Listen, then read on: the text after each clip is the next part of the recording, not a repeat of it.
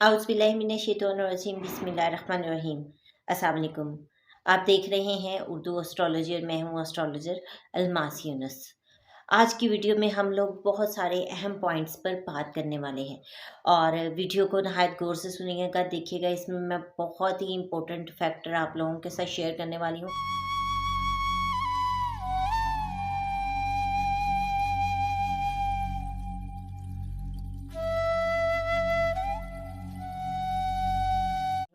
सबसे पहले तो मैं आपको बताती चलूँ कि मैंने एक पेशकश की थी कि बुशरा बीबी जो हैं इस वक्त धरने को लीड करेंगी और वो हमें बहुत एक्टिव नज़र आती हैं।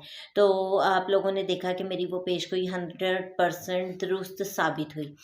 इस वक्त बुशरा बीबी साहिबा जो हैं उन्होंने बहुत ही आला अंदाज में कारकुनान को लीड करना शुरू किया है और वो धरने की को खुद लीड कर रही हैं, जिसकी वजह से पीटीआई में हमें एक नया जोश और वल्वला नज़र आ रहा है। मैंने आप लोगों को बताया था कि अब वो वक़्त है जब वो बुशरा बीबी साहिबा खान साहब से वफ़ा करेंगी और उनके साथ कंधे से कंधा मिलाकर चलेंगी। तो ये देखें, इस वक़्त जिस तरह से वो बड़े ही दबंग अंदाज़ में धरने को लीड कर रही हैं, ऐसा पहले हमें कभी नज़र नहीं आया।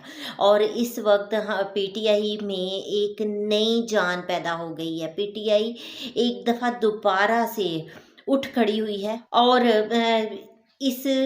उनके इस फैक्टर ने पीटीआई को एक दफ़ा बहुत ही ज़्यादा मजबूत कर दिया है। कारकुनान इस वक्त इतने मजबूत होकर उनके साथ खड़े हैं कि वो अपने आप को या किसी चीज़ को ख़त्म करने और छोड़ने के लिए तैयार नहीं है। वो उनके साथ कंधे से कंधा मिलाकर खड़े रहेंगे।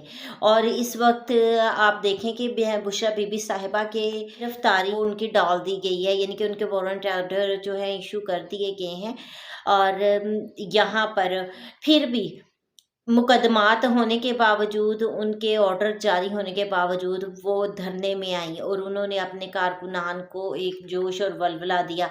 और जिस तरह से दबंग अंदाज में उन्होंने खड़े होके अपने कारकुनान के सामने विक्ट्री का निशान बनाया, हाथ हिलाया, उससे कारकुनान को एक दफ़ा फिर नई ज़िंदगी, नया अज़म मिला और वो पहले से ज़्यादा पुरजोश हो गए। तो अब देखें कि उनके वारंट ऑर्डर भी जारी हो चुके हैं और बुशरा बीबी साहिबा पर दोबारा से केस बना दिए गए हैं और किसी भी वक्त उनको गिरफ्तार किया जा सकता है। तो यहाँ पर अगर इनमें नजूम की रूह से मैं देखूँ तो फ़िलहाल मुझे फ़ौरी तौर पर ऐसा अमल होता दिखाई नहीं देता, जैसा कि खबरें आ रही हैं कि आज रात को, कल उनको गिरफ्तार कर लिया जाएगा। फ़ौरी तौर पे मुझे उनकी गिरफ्तारी नज़र नहीं आती, लेकिन हाँ, एक चीज़ है कि उनके साथ अनएक्सपेक्टेड इवेंट करके उनके लिए कुछ ऐसा हो सकता है कि या तो वो गिरफ्तार हो सकती हैं, कैदोबंद में जा सकती हैं, या फिर उनका ज़हनी सुकून बुरी तरह से डिस्टर्ब हो जाएगा, उनके लिए कुछ ऐसा क्रिएट हो सकता है। तो बाकी जब तक कारकुनान उनके साथ हैं और वो पूरे अज़म के साथ उनकी हिफाज़त करेंगे, क्योंकि उनकी कारकुनान जो हैं, वो उनके लिए इस वक़्त जान की बाज़ी लगाने को भी तैयार बैठे हैं। थंबनेल पे मैंने एक और चीज़ मेंशन की थी, मैंने बताया था कि मेरा फ़ौज को मशवरा है कि वो अपनी इज़्ज़त बचाएँ। अच्छा, ये मैंने क्यों कहा? सबसे पहले आप लोगों को याद हो, जब मैंने केतु का और राहु का ट्रांज़िट लिखा था, तो मैंने आपको उसमें बड़े ही वाज़ेह अल्फ़ाज़ में कहा था कि केतु 2025 तक बुर्ज सुमला में रहेगा।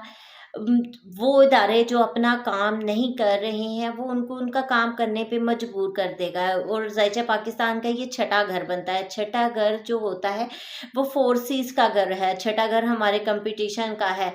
तो यहाँ पर बिलख़सूस फ़ोर्सेस के हवाले से जब से केतु आया है, उसने अनएक्सपेक्टेड से इवेंट करवाए हैं। लाइक पुलिस, उनको भी काफ़ी ज़्यादा प्रॉब्लम फेस करनी पड़ी, बेशक उनसे काम भी इस तरह के लिए गए। बाकी कुछ इवेंट ऐसे हुए जिनकी वजह से पुलिस को बहुत ज़्यादा प्रॉब्लम फेस करना पड़ी, ठीक है? और ज़िल्लत का सामना करना पड़ा। इसी तरह जो 6 हाउस है, वो हमारे फ़ोर्सेस का घर है। तो यहाँ पर पाक फ़ौज को इस वक़्त जिस तरह से कॉल कर लिया गया है धरने के लिए, तो ये चीज़ें जो है इंटरनेशनल मीडिया की ज़ीनत बनेंगी और इंटरनेशनल मीडिया पर इनको बहुत ज़्यादा उछाला जाएगा। बेशक हमारी फ़ौज और हमारा जो मुल्क है, वो ये डिज़र्व नहीं करता कि इंटरनेशनल मीडिया पर और दीगर ममालिक के सामने उनकी एक ऐसी इमेज क्रिएट की जाए, जो कि बहुत ज़्यादा इंसल्टिंग हो। इन तमाम चीज़ों से से अफ़वाज पाकिस्तान का मोरल भी बहुत ज़्यादा डाउन हो सकता है और इन चीज़ों की वजह से हमारे मुल्क की साख भी बुरी तरह से मुतासिर हो सकती है। पहले भी बहुत ज़्यादा मुतासिर हो रही है, लेकिन इन तमाम इवेंट से मज़ीद जो है वो डिस्टर्बेंस बन सकती है। यहाँ पर अफ़वाज पाकिस्तान को चाहिए कि निगोसिएशन की तरफ जाएँ, एक स्टेप लें और इस मामले को बड़े ही आला अंदाज से डील करने की कोशिश करें। अगर वो ऐसा नहीं करते हैं तो यहाँ पर उनको बहुत ज़्यादा इंसल्ट वाली सूरत-ए-हाल का सामना करना पड़ सकता है।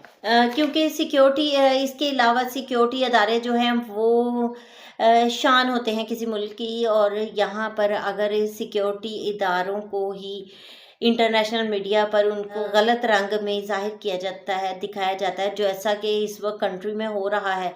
और इसके साथ तमाम सिक्योरिटी अदारों को अपनी साख का ख़्याल रखना चाहिए और बड़े ही समझदाराना अंदाज़ में इन चीज़ों को कवर करना चाहिए।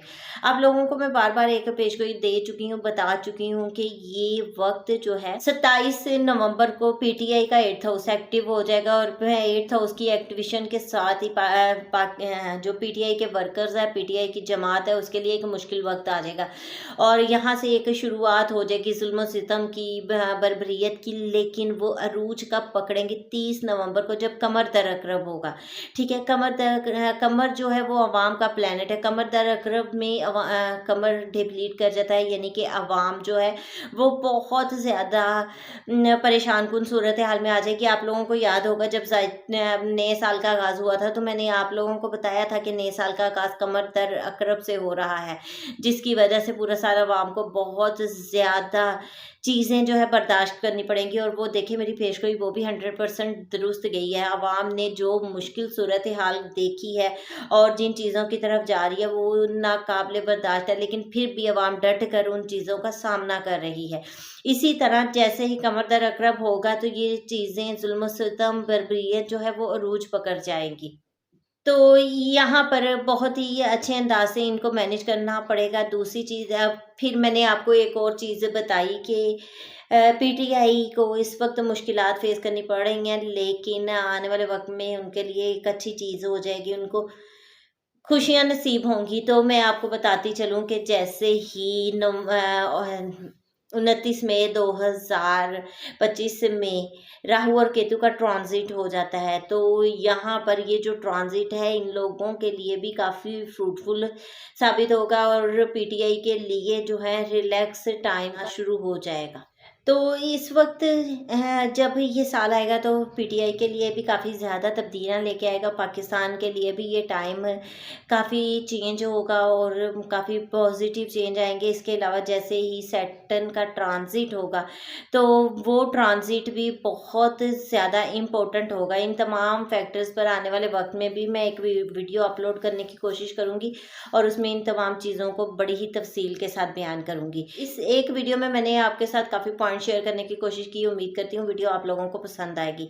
वीडियो पसंद आए तो कमेंट ज़रूर कीजिएगा। इस मुख्तसर सी वीडियो के साथ ही मुझे इजाज़त दें। अपना और अपने प्यारों का बहुत सा ख्याल रखिएगा और मुझे भी दुआ में याद रखिएगा। अल्लाह हाफ़िज़।